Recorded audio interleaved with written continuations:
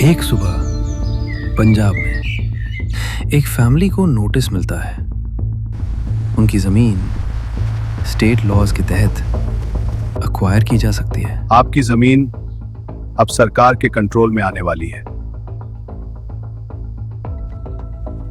हमारी जमीन ऐसे कैसे ले सकते हैं? गोलकनाथ फैमिली, पंजाब के लैंड लोनर्स जिनकी प्रॉपर्टी गवर्नमेंट के कंट्रोल में आने वाली थी।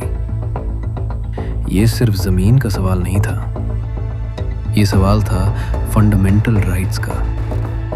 क्या स्टेट आपकी प्रॉपर्टी ले सकता है या कॉन्स्टिट्यूशन आपको इससे प्रोटेक्ट करता है? गोलकनाथ फैमिली इस लॉ को चैलेंज करती है सुप्रीम कोर्ट में, और यहीं से शुरू होती है IC Golaknath versus state of Punjab 1967।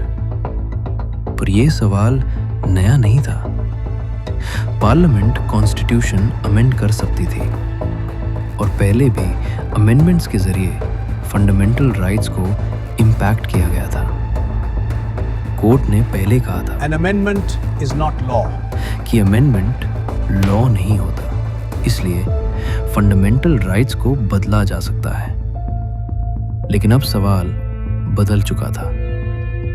क्या पार्लियामेंट फंडामेंटल राइट्स को भी अमेंड कर सकती है या ये राइट्स अनटचेबल है? सुप्रीम कोर्ट 11 जजेस की बेंच आर्ग्यूमेंट्स शुरू होते हैं।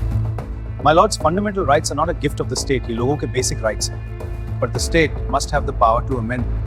सवाल सिर्फ एक फैमिली का नहीं था, सवाल था पार्लियामेंट वर्सेस कॉन्स्टिट्यूशन। क्या पार्लियामेंट सब कुछ बदल सकती है या कुछ लिमिट्स हैं? 1967 फैसला लिखा जा रहा था। कोर्ट ने कहा पार्लियामेंट फंडामेंटल राइट्स को अमेंड नहीं कर सकती। आर्टिकल 368 सिर्फ प्रोसीजर देता है, पावर नहीं।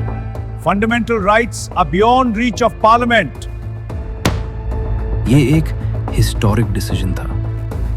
पहली बार पार्लियामेंट की पावर पर लिमिट लगाई गई, लेकिन इससे एक कॉन्फ्लिक्ट भी पैदा हुआ, पार्लियामेंट वर्सेस जुडिशरी। ये जजमेंट आगे आने वाले केसेस की फाउंडेशन बन गया। आईसी गोलकनाथ केस 1967, जहां पहली बार फंडामेंटल राइट्स को एब्सोल्यूट प्रोटेक्शन दी गई। पावर जरूरी है, लेकिन राइट्स उससे भी ऊपर है। हर सिस्टम को चेंज चाहिए, पर कुछ प्रिंसिपल्स कभी नहीं बदलते।